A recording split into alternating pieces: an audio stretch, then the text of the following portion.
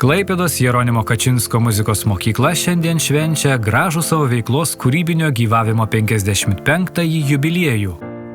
Nuo 1963 metų Klaipėdoje gyvavusiam berniukų ir jaunuolių chorui, dabartiniam Gintarėliui, kurį įkūrė ir 6 metus vadovavo maestro Rimantas Danavičius, buvo nuspręsta surasti namus.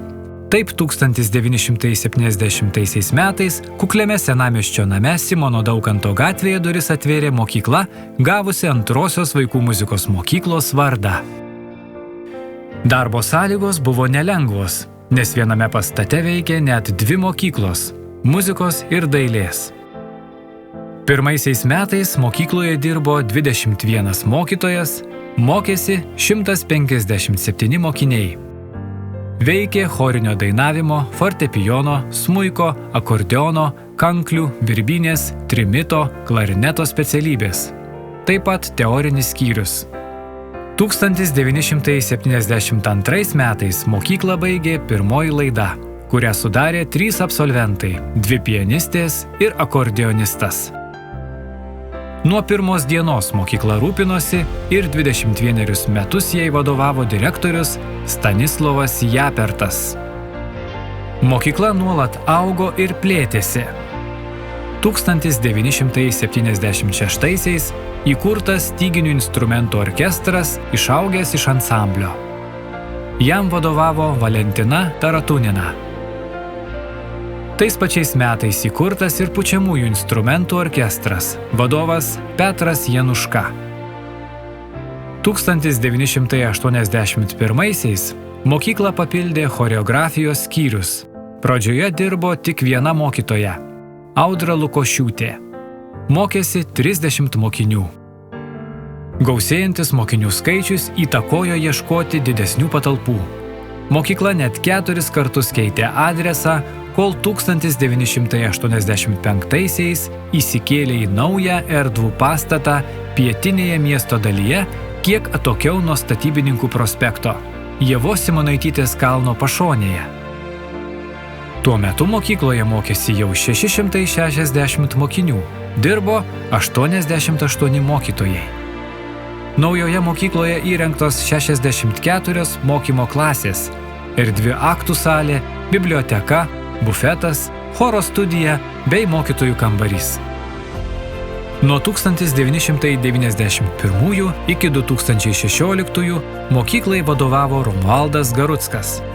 Jam vadovaujant 1991-aisiais įkuriamas dainų ir šokių ansamblis, kuris po metų pavadintas Subatėlė. Meno vadovė Lolita Olišauskienė. Ansamblis apjungė šokių, kanklių, birbynių ir vokalinę grupės. Vadovai Virginija Žapnickienė, Anatolijus Tumanovas, Alma Vaitonienė. Nuo 2000 iki 2012 metų mokykloje gyvavo country muzikos ansamblis Viksva. Vadovai Viktoras Timašiovas ir Margarita Urbonienė. 2006 metais pradėta mokyti solinio dainavimo. Po 2 metų įkurta džiazinio dainavimo klasė. O 2014 metais mokyklą papildė vadovės Erlandos Tverijonienės vadovaujamas ansamblis Vokalis.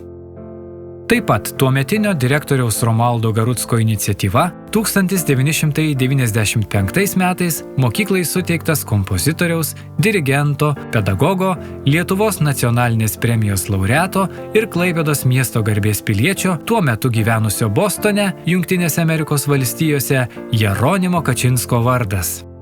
Su kompozitoriumi susirašinėjo direktorius Romualdas Garuckas ir gavo Jeronimo Kačinsko sutikimą muzikos mokyklą pavadinti jo vardu. Yra išlikę susirašinėjimo laiškai. Tuo laikotarpiu net keli mokyklos kolektyvai pelnė Lietuvos nacionalinio kultūros centro aukščiausius apdovanojimus – Aukso paukštė. 2002 metais berniukų ir jaunuolių choras Gintarėlis, tuometinis vadovas Juozas Kubilius. O 2009-aisiais tautinių instrumentų ansamblis Subatėlė. Vadovai mokytoja Loreta Tumanovienė ir Anatolijus Tumanovas. Savo gražiais pasiekimais jaunieji muzikantai ir jų mokytojai pelnė miesto ir aukščiausių Lietuvos vadovų įvertinimo ir apdovanojimus. Už nuoširdų atsidavimą ir meilę savo darbui mokyklos mokytojai su savo mokiniais nekartą buvo apdovanoti Lietuvos Respublikos prezidentų padėkomis. Virginija Visockienė buvo apdovanota Lietuvos Respublikos prezidento Valdo Adamkaus. Mokytojos Tamara Žagarienė ir Vilija Revutienė prezidentės Dalios Grybauskaitės padėkos raštu. Jeronimo Kačinsko muzikos mokyklos absolventų tarpe tarptautinių paramos fondų Mstislavo Rostropovičiaus ir Michel Sogni stipendininkas Kliment Jeremčiuk, mokytoja Tamara Žagarienė. Mstislavo Rostropovičiaus stipendininkė Taisija Kuščenko, mokytoja Tamara Žagarienė. Lietuvos prekybos centro Maxima fondo gabiausiems vaikams Lietuvos maksimalistai kelis kart stipendijų laimėtojai Izidė Marcinkutė, mokytoja Rasa Baranauskienė, Martina Valeikaitė, Augustė ir Ieva Petkūnaitės, mokytoja Vilija Revutienė, Nikita Smirnov, mokytoja Virginija Visockienė. Taip pat mūsų mokyklą baigė žymus šalies žmonės. Lietuvos Respublikos prezidentas Gitanas Nausėda, buvęs Klaipėdos miesto meras Vytautas Grubliauskas, žinomi atlikėjai Nida Grigalavičiūtė, Audrius Rubežius, Rima Petrauskytė, sopraninas Viktoras Gerasimovas, baritonas Romanas Kudrešovas bei choro ir orkestro dirigentas, mūsų mokyklos mokytojas, berniukų ir jaunuolių choro Gintarėlis vadovas Tomas Ambrozaitis ir kiti. Nuo 2016 metų iki šiol mokyklai vadovauja direktorė Jolita Šlajienė. Tuo laikotarpiu praplėsta ugdymo programa, suformuotos ankstyvojo ugdymo ir mėgėjų klasės, įkurtas folkloro ansamblis, liaudies instrumentų orkestras, vystomi tarptautiniai projektai, Menų krantai, Nord Plus, Etvinink Erasmus Plus, Vargonų festivalis ir kiti. Mokyklos bendruomenė tęsia gražią direktoriaus Romualdo Garucko iniciatyvą apdovanoti pasižymėjusi savo veikloje mokyklos mokytojus ir mokinius įsteigiant Metų mokytojas ir Metų mokinys nominacijas. Direktorės Jolitos Šlajienės sumanymų nominacijas papildė Metų kolektyvas. Mokyklos direktorė Jolita Šlajienė apdovanota Klaipėdos miesto mero Arvydo Vaitkaus padėkomis. 2023 metais padėka už išskirtinį indėlį vadovaujant ugdymo įstaigai. Už svarbių užduočių, rengiant strateginius švietimo dokumentus, vykdymą ir dalyvavimą darbo grupių veikloje, bei pranešimų rengimą ir pristatymą miesto, šalies konferencijose, seminaruose ir pasitarimuose. 2024 metais padėka už profesinį vadybinį darbą. Šiandien mokykloje mokosi 820 mokinių. Dirba 109 mokytojai, veikia 9 metodinės grupės.